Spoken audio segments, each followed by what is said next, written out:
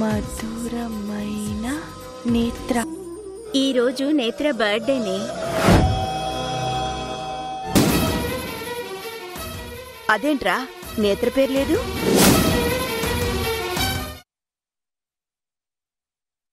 ఏరా నువ్వు జన్మదినం జరుపుకొని బ్రతికే ఉన్న నీ తోడబుట్టిందానికి తద్దినం జరిపిస్తావా?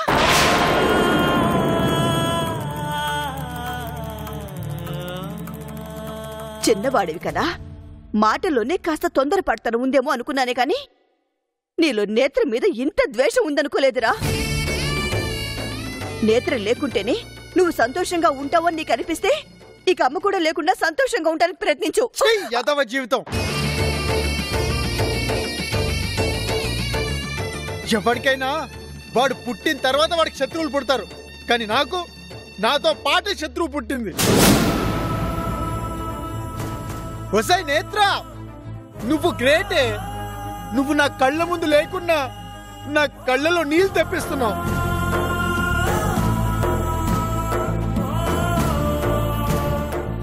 సాకేత్ ఆపే. నేను మొదలు పెట్టానా? నాకు అర్థం కాక అడుగుతున్నాను. నా ఫీలింగ్స్ కి వాల్యూ లేదా ఇంట్లో? నాకంటూ పర్సనల్ లైఫ్ ఉండదా?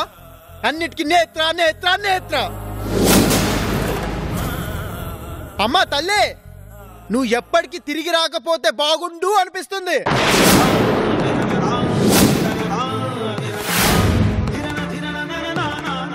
అప్పుడైనా అమ్మకి నా మీద ప్రేమ కలుగుతుందేమో.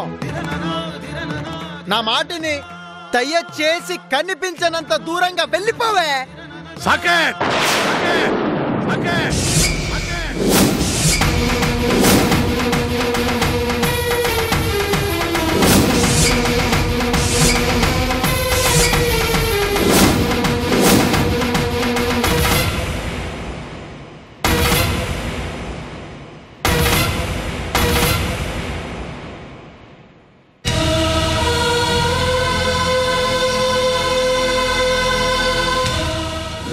తప్పు. అలా మాట్లాడకూడదు. ఇంకో రోజైతే నువ్వన్న మాటకి సమాధానం మరోలా చెప్పేవాడిని.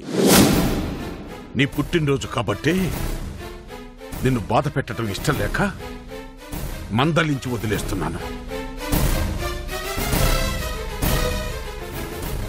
నేత్ర మీద నీకున్నది ద్వేషం కాదు అని నాకు తెలుసు, కానీ నీ మాటలు నిన్ను చెడ్డవాడించేస్తున్నాయి. నోరు అదుపులో పెట్టుకోవటం మంచిది. నువ్వు అమ్మని బాధ పెట్టావు, క్షమాపణ చెప్పు.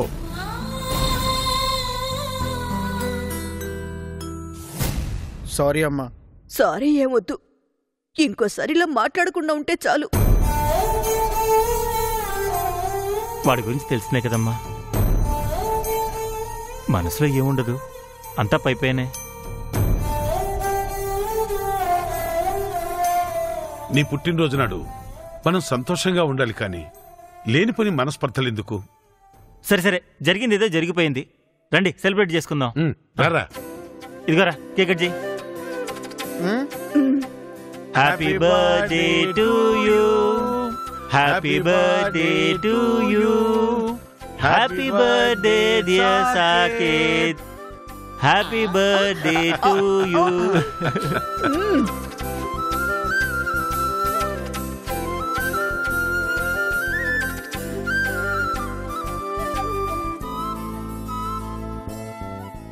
మళ్ళీ ఎందుకురా? నేను తినిపించాను కదా, ఇది నేత్రది. ప్రేముంది కానీ కాస్త వెర్రి కూడా ఉంది. సరే తిను. వద్దు, నాకేం వద్దు. మీ అన్నయ్య కూడా తినిపించు. అయ్యో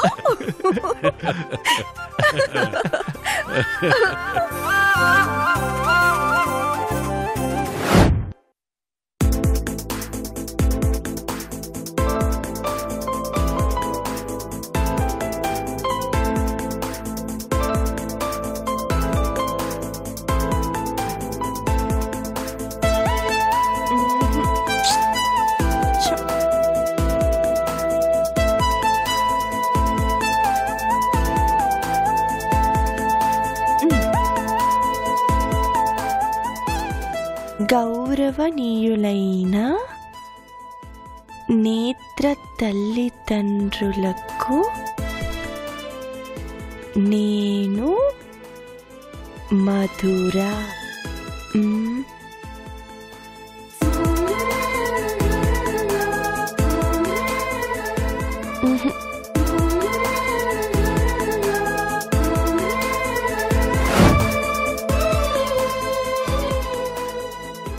తర్వాత ఏం రాయాలి? ఎలా వాళ్ళకి కృతజ్ఞత తెలియచేయాలి? గౌరవనీయులు అనడం కన్నా ప్రియమైన నేత్ర తల్లిదండ్రులకని రాస్తే మామూలుగా ఉంది.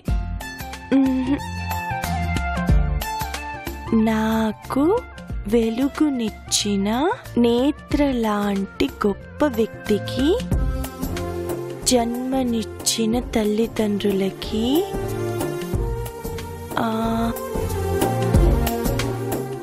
దేవుడా, మనసులో ఉన్నదానికి అక్షర రూపం ఇవ్వాలంటే ఇంత కష్టమా? నువ్వేం నవలు రాయట్లేదే, అంత కష్టపడాల్సిన అవసరం ఏం లేదు. నన్ను అడిగితే ఈ లెటర్లు గట్రా మానేసి మనసులో ఉన్నదంతా మాటలతో డైరెక్ట్ గా వాళ్ళతో చెప్పు.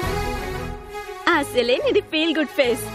ఖచ్చితంగా నిన్ను ఆదరిస్తారు, అర్థం చేసుకుంటారు. అంతేనంటావా?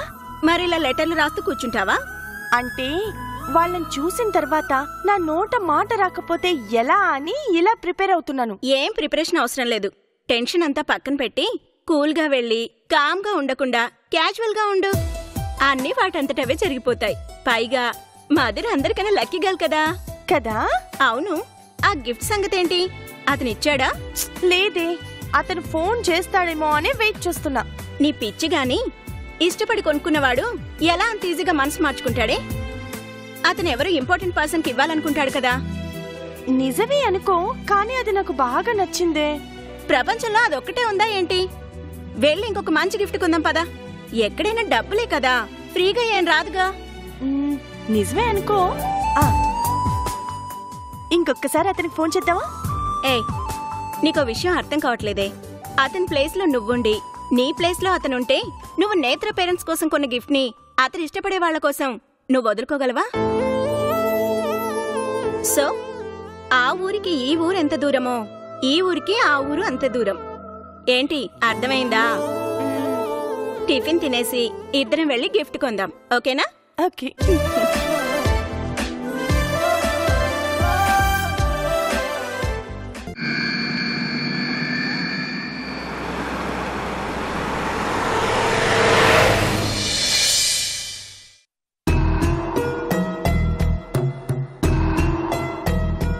Hello, excuse me.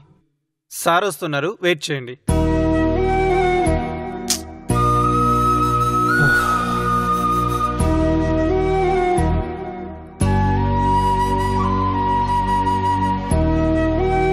ప్రాజెక్ట్ పని మీద శ్రీలంకకు వచ్చానురా. నీతో చెప్పాలనుకున్న విషయం నువ్వు ఇండియాకి వచ్చిన తర్వాత డైరెక్ట్ గా నీతో చెప్తాను.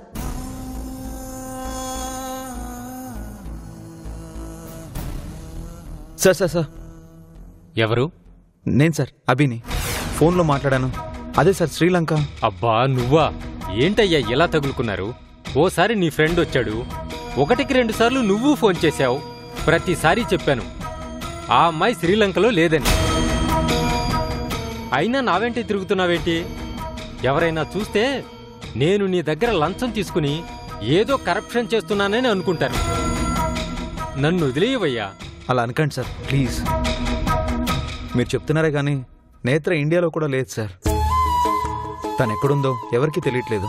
చూడు, మేం ఢిల్లీ కాలేజీకి కూడా ఫోన్ చేసి కనుక్కున్నాం. నేత్ర, నందు అనే ఇద్దరు తప్ప మిగిలిన వాళ్ళందరూ ప్రాజెక్టులు సబ్మిట్ చేశారు. అవును సార్, నేను కూడా ఢిల్లీ వెళ్ళాను. మరి అన్నీ తెలిసి నన్నెందుకయ్యా యక్ష ప్రశ్నలు వేస్తున్నావు? అదే సార్, ఆ నందు ఎవరో డీటెయిల్స్ ఇస్తే. చూడు, నువ్వెవరో తెలీదు, ఎందుకు డీటెయిల్స్ అడుగుతున్నావో తెలీదు. ఎలా నీకు వాళ్ళవి డీటెయిల్స్ ఇవ్వాలి? నువ్వు ఆ నందుకి ఏదైనా రిలేషన్ ఉన్నట్టు ప్రూవ్ చెయ్యి, అప్పుడు ఇస్తాను అడ్రస్. రిలేషన్ అయితే అడ్రస్ తెలియకుండా ఉంటుందా సార్? అది లాజిక్కే, కానీ మా రూల్స్ ఒప్పుకోవు కదా. సారీ బాబు, నేను హెల్ప్ చేయలేను. ఇంకా నన్ను ఈ విషయంలో కలవటానికి మాత్రం రావద్దు ప్లీజ్. సార్ సార్ సార్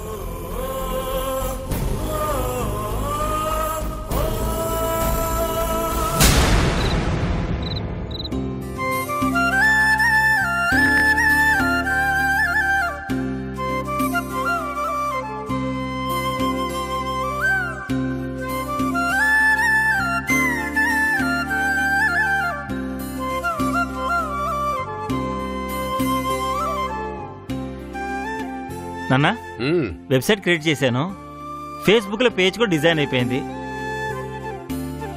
ఇంకా మన బిజినెస్ డెవలప్ అవడానికి ఇదే మనకు హెల్ప్ చేస్తుంది. మరి పేపర్లో కరపత్రాలు పంచడం వద్దంటావా? అది కూడా చేద్దాం నాన్న, కానీ బిజినెస్ ఓపెన్ అయిన తర్వాత స్టార్ట్ చేద్దాం. సరే, నీ ఇష్టం.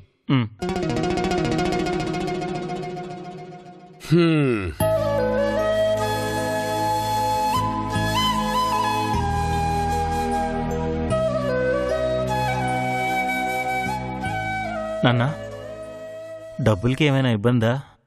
ఉండకుండా ఎందుకుంటుందిరా? ఏదైనా అవసరం ఉంటే నేను ఎంత అవసరమైనా నీ దగ్గర చేయిచాచంలేరా.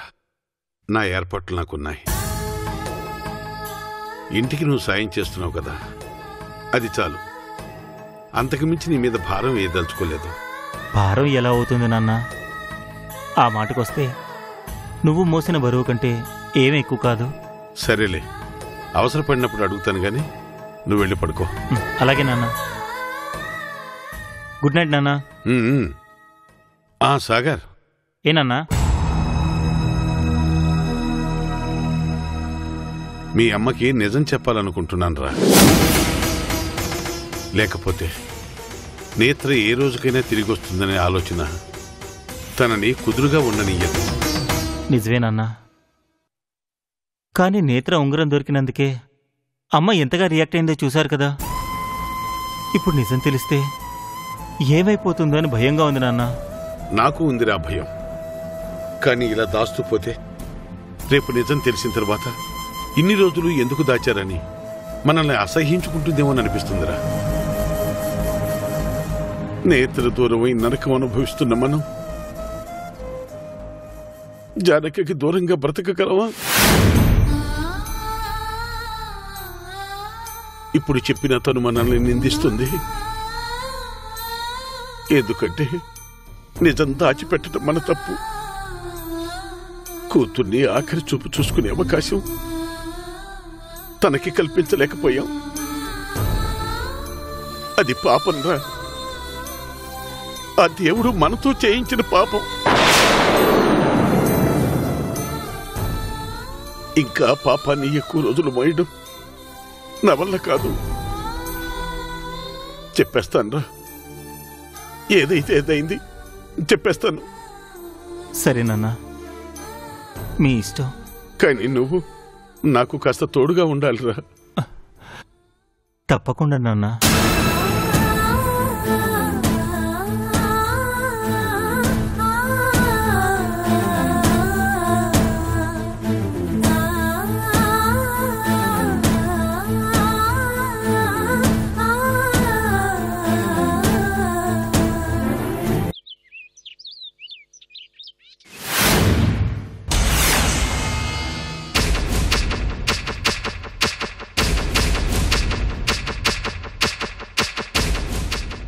జానకి,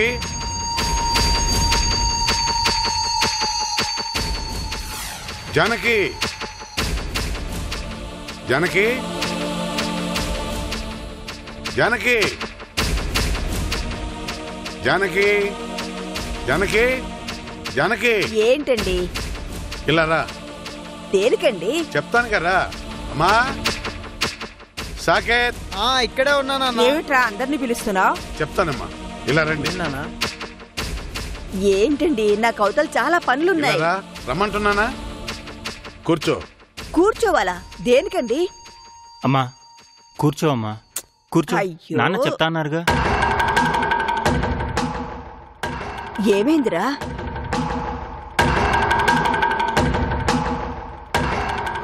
అమ్మా, మీరందరూ నాకు మాట ఇవ్వాలి.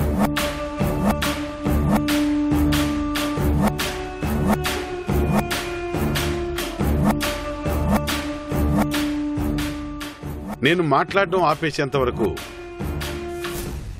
మీరెవరూ మాట్లాడడానికి వీల్లేదు.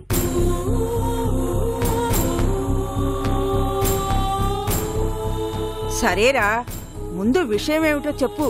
మీకు ఓ కథ చెప్పాలి. ఓ చెట్టు మీద ఒక గూడుంది. ఆ గూటిలో ఓ పక్షుల కుటుంబం ఉంది. గూటిని పంచుకున్న ఆ పక్షులు బాధల్ని సంతోషాన్ని కూడా సమానంగా పంచుకున్నాయి.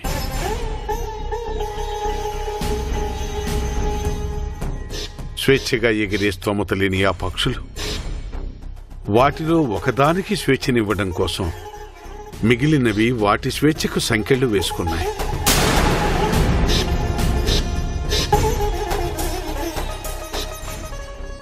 అలా అందులోని ఓ పక్షి తన వాళ్ళిచ్చిన అవకాశాన్ని ఆస్వాదించటానికి ఎగురుకుంటూ చాలా దూరం వెళ్ళింది. ఆ క్షణం నుండి ప్రపంచాన్ని చూడ్డానికి వెళ్లిన ఆ పక్షి జ్ఞాపకాలనే ప్రపంచంగా చేసుకుని తన కుటుంబం ఎదురు చూస్తూ ఉంది.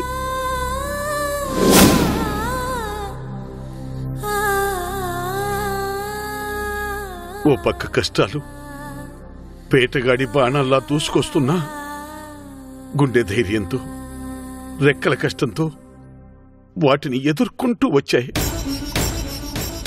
వెళ్ళిన పక్షి కోసం ఎదురు చూస్తూ గడిపాయి. కానీ ఇంకో పక్క తిరుగులేని రామబాణంతో ఆ దేవుడే వేట మొదలు పెట్టాడు అని తెలుసుకోలేకపోయాయి. కన్నవాళ్ల ఆశయాన్ని అందుకోవాలని ఆశగా వెళ్ళిన ఆ పక్షి ఆట కోసం వేట మొదలుపెట్టిన ఆ దేవుడి బాణానికి బలైపోయింది. ఆ పక్షి కుటుంబం బలహీనమైపోయింది.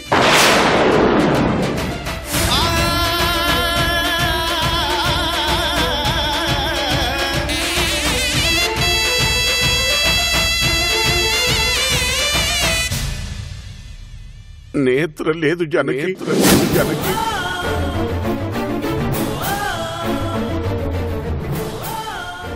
నేత్ర లేదు జనకి, మన నేత్ర మనకి లేదు జనకి, నేత్ర చచ్చిపోయింది జనకి, చచ్చిపోయింది.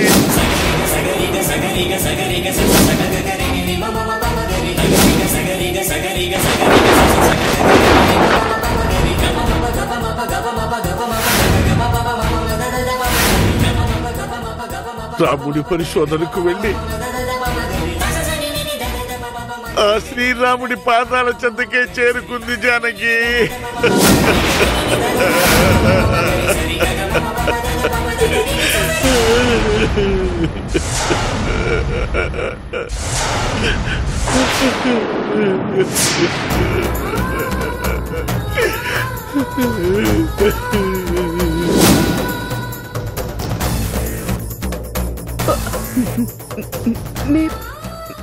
మీరు అబద్ధం చెప్తున్నారు.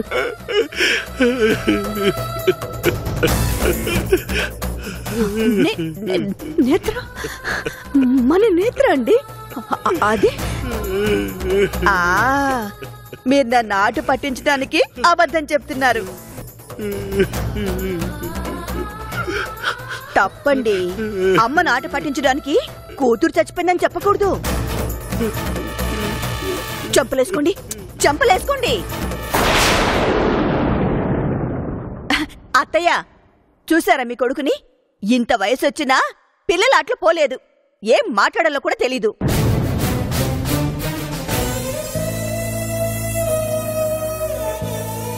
ఒరే సాకేత్, మీ నాన్నగారు నీకన్నా చిన్నపిల్లాడైపోయారా? ఆయన బుద్ధులే నీకు వచ్చాయి. ఏమత్తయ్యా? ఒరే సాగర్, చూడరా మీ నాన్ని ఉన్నట్టుండి 60 ఏళ్ల వయసు నుంచి 6 ఏళ్ల వయసు కలిపారు. నేత్ర మీద ఇలాంటి కథలు చెప్తారా ఎవరైనా? వెళ్ళు, నువ్వు వెళ్ళి మీ నాన్నకి అలాంటి మాటలు అనకూడదు అని చెప్పు. చెప్పరా? చెప్పమంటున్నానా? చెప్పరా? వెళ్ళి చెప్పు, చెప్పు, చెప్పరా, చెప్పు, చెప్పరా, వెళ్ళి చెప్పరా, చెప్పరా, చెప్పు, చెప్పు, చెప్పరా, చెప్పరా, చెప్పు.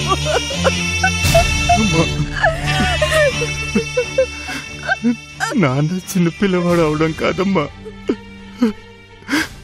నేత్రి మనందరికన్నా పెద్దదైపోయింది.